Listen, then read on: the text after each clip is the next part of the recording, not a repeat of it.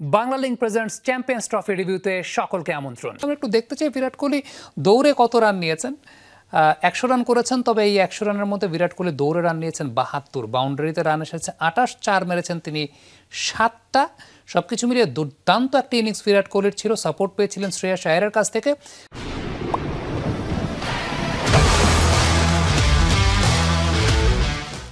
পরের পরিসংখ্যানটা একটু দেখতে চাই। 14,000 রান, দ্রুততম 14,000 রানের রেকর্ডটাও বিরাট কোহলি সেক্ষেত্রে পিছিয়ে ফেলেছেন সচিন টেন্ডুলকার এবং কুমার সাঙ্গাকারাকে। 287 ইনিংসে দ্রুততম 14,000 রানের রেকর্ডটা বিরাট কোহলির। দ্বিতীয় অবস্থানে সচিন টেন্ডুলকার 350 ইনিংসে, কুমার সাঙ্গাকারা 378 ইনিংসে তৃতীয় অবস্থানে রয়েছেন। সো এই রেকর্ডটা এখন কিন্তু বিরাট কোহলির, যে সবচেয়ে দ্রুততম সময়ে 14,000 রান, এবং 9,000, 10,000, 11,000, 12,000, 13,000, 14,000 এই প্রত্যেকটা বিরাট কোহলির দ্রুততম সময়ের মধ্যেই করেছেন সবকিছু মিলিয়ে। হাসিনুর, বিরাট কোহলির ইনিংসটার পর্যালোচনা জানতে চাইবে, এবং সেই সঙ্গে আরেকটা বিষয় উল্লেখযোগ্য যে দৌড়ে এত রান নিয়েছেন বিরাট কোহলি, একটা লাক্সারি ছিল কিনা যে শুভমান গিলও বাউন্ডারিতে ডিল করেছেন, শ্রেয়াস আয়ারও বাউন্ডারিতে ডিল করেছেন। সো এই লাক্সারিটা বিরাট পেয়েছেন কিনা? বিষয়টা হচ্ছে কি, বিরাট কোহলির এই বয়সে এসে তিনি যে ধরনের ফিটনেস মেনটেন করেছেন, মানে সেটা অসাধারণ। এটা অবশ্যই আপনারা যারা ক্রিকেট কোচিংয়ে বা ইয়াতে কাজ করেন, নিশ্চয়ই আমার বিশ্বাস সবাই এটাই উদাহরণ দেয় যে বিরাট কোহলির মতো ডায়েট মেনটেন করো, বিরাট কোহলির মতো ফিটনেস প্ল্যান করো। রোল মডেল হয়ে গেছে। ফুটবলে হয়তো ক্রিশ্চিয়ানো রোনালদো, ক্রিকেটে বিরাট কোহলি। আমি একটা উদাহরণ দিই, অন্য একটু উদাহরণ। কালকে খুব সম্ভবত কুলদীপ যাদব পাকিস্তানের কোনো একটা ব্যাটারের ক্যাচ নিতে পারেনি, পৌঁছাতে পারেনি হাত পর্যন্ত।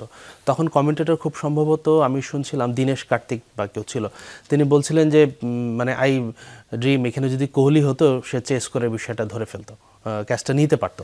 অর্থাৎ কোহলির রানিং বিটুইন দ্য উইকেট কতটা ফাস্ট, বা তিনি কত জোরে দ্রুত এক্সিলারেট করতে পারেন, তার এই কথাটাই কিন্তু বুঝিয়ে দেয়। এবং বিরাট কোহলি তার ক্যারিয়ারে, তার লাইফকে, তার ফিটনেসকে যেভাবে ট্রান্সফর্ম করেছেন, আমরা যদি তার আর্লি এজে দেখি তিনি কেমন ছিলেন, এবং তিনি তার লিমিটেশনসটা ভালোভাবেই জানেন। বিরাট কোহলির বেশ কয়েকটি ইন্টারভিউ আছে, তিনি প্রকাশ্যেই বলেছেন যে তিনি ছক্কা ভালো মারতে পারতেন না ক্যারিয়ার ইনিশিয়ালি, এবং এখনও তিনি সেটাতে যে খুব কমফোর্টেবল বিষয়টা তাও না।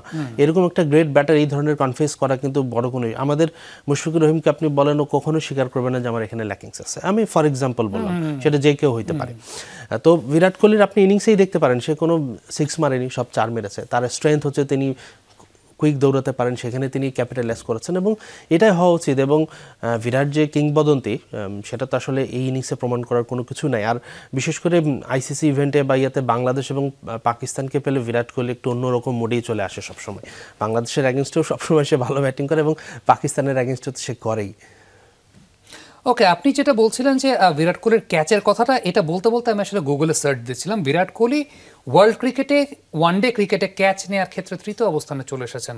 গতকালকের ম্যাচে 157টা ক্যাচ বিরাট কোহলি, 158টা catch in total Virat Kohli নিয়েছেন ওয়ানডে ক্রিকেটে। 218টা ক্যাচ নিয়ে 1 নম্বরে মাহেলা জয়াবর্ধন, 160টা ক্যাচ নিয়ে 2 নম্বরে রিকি পন্টিং। বিরাট কোহলি আজহারউদ্দিনকে পিছিয়ে ফেলেছেন। আজহারউদ্দিনের 156 ক্যাচের আগেই বিরাট কোহলির অবস্থানটা রয়েছে।